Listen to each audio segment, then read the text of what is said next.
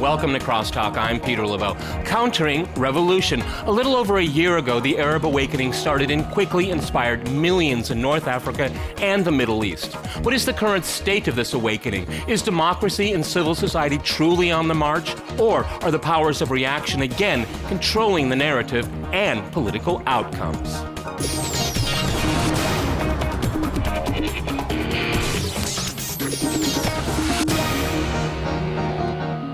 To crosstalk the counter-revolution in the Middle East, I'm joined by Vijay Prashad. He's in Chicopee. He is a professor of international studies at Trinity College in Hartford and author of Arab Spring, Libyan Winter. In Los Angeles, we have Majid Rafizadeh. He is an ambassador for the National American-Iranian Council, human rights activist, and columnist for Harvard International Review. And in Dubai, we go to Angela Shah. She's an award-winning journalist, writer, and editor. All right, crosstalk rules and effects, folks. That means you can jump in anytime you want. Vijay, if I can go to you first. Should we be using the term Arab awakening anymore? Is it passé? Is it meaningless now? Because we can go through so many different countries in the Arab world and North Africa, and it's basically a mess right now. Well, I would still use the term Arab Spring precisely for this reason, that people have had a great sense of a breakthrough, that finally a kind of popular uprising has come, that long-standing dictators were removed from power, and the confidence of people has risen up. And it's precisely because the confidence has risen up that the forces of counter-revolution have organized themselves. So what we are right now witnessing is an interregnum, a period in between, where the forces of the Arab Spring continue to try to assert themselves, but meanwhile, the forces of counter-revolution are organizing themselves to cut back against what the people desire, what the people want. So this is a period in between. We are not at a settled moment. History is not ended. It is still taking place. Okay. Angela, where do you come out on that? That's a very interesting point here. We're in some kind of middle ground right now. But for sure, the power of reaction is extremely strong. We can look at Saudi Arabia. We can look at Qatar. These are major players, and they're not for these Arab Spring values, not by a long shot. Well, you can look at the United Arab Emirates, which arguably is the most Western-facing nation in the Gulf. It too has, at this sort of first anniversary of the spring, decided to make sure that citizens and expatriates know that it is not looking for the power of the Arab Spring movement to reach this country. And it has started cutting back on rights groups, democratic groups, even its own citizens who had sort of freely operated under the system here, which had been more permissive.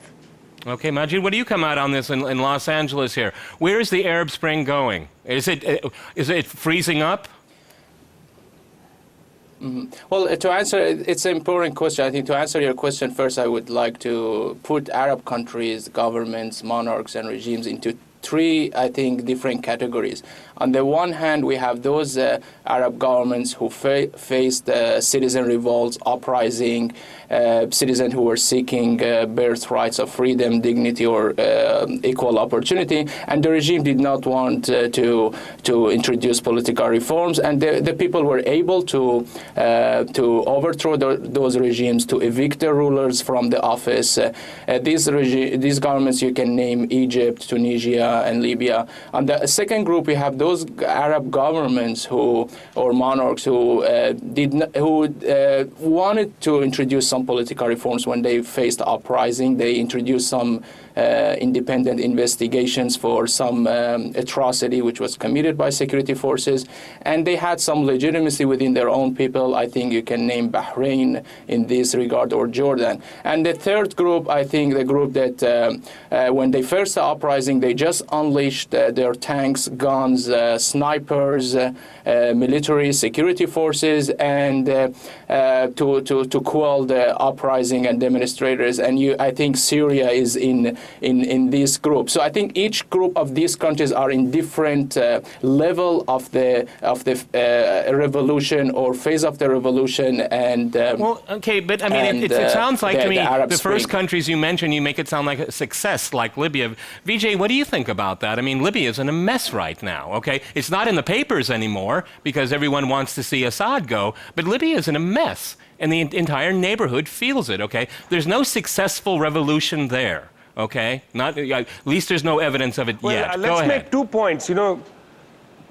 I'll make 2 points. One is certainly Libya is a broken country.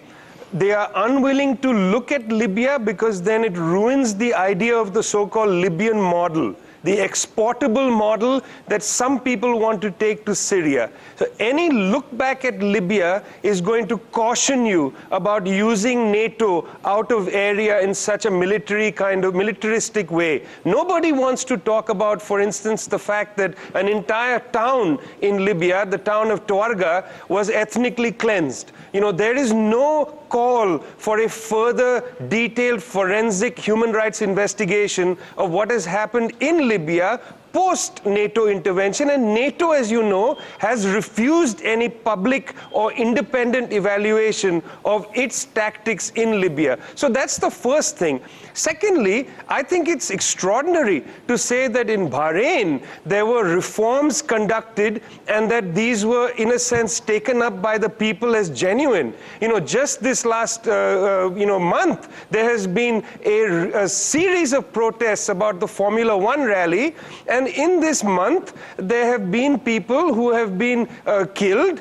In Saudi Arabia, the state used armed military force against the population. The man who set up the Facebook site for a Days of Rage was assassinated outside his house. So it's not the case that these monarchies conducted some reforms and, the people were satisfied with them. They used transfer payments, turning over some oil money to bribe people in the short term, but certainly at the same time, they used brutal techniques, including in Yemen, where the United States has just pledged $1.2 billion to the Yemenis to help them put down further uprisings in the country of Yemen. So I don't see, I don't have a sanguine approach to some countries having made reforms. In the case of Libya, we have a broken state and no hope of any kind of real human rights evaluation.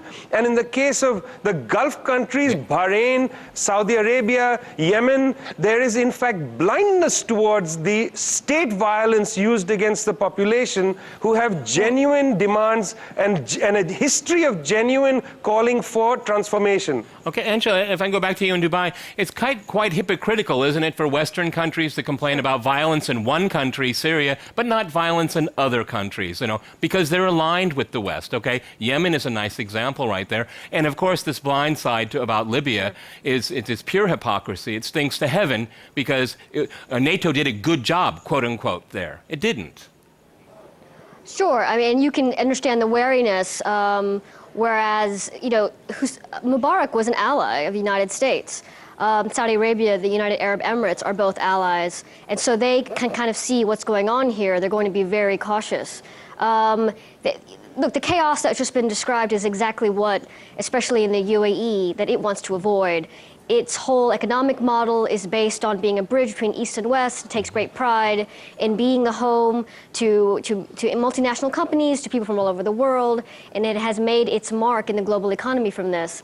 This sort of chaos described in Libya, what's going on even in Egypt, is the last thing that the UAE wants, and the leaders here will do what they need to do to sort of preserve what they believe is the correct model for this country. Okay, if I can go back to Los Angeles, if we can look at Syria here, different narratives are in play here, but there was a Syrian uprising, protests across the country. To what degree or another, we really don't know because of media access here. But then it became militarized by outside forces. Its neighbors have turned a protest movement into a civil war. Okay, and this, and again, these are from powers of reaction: Saudi Arabia, Qatar, and indirectly the United States and its allies.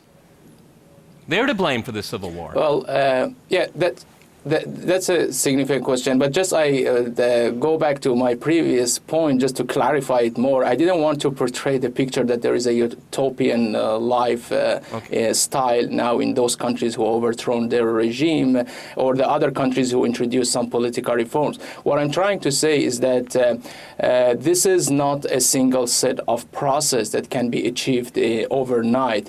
Changing from autocracy to democracy takes time, and we have seen this experience experienced in the history: French Revolution, American Revolution, Russian Revolution, Iranian Revolution. But it takes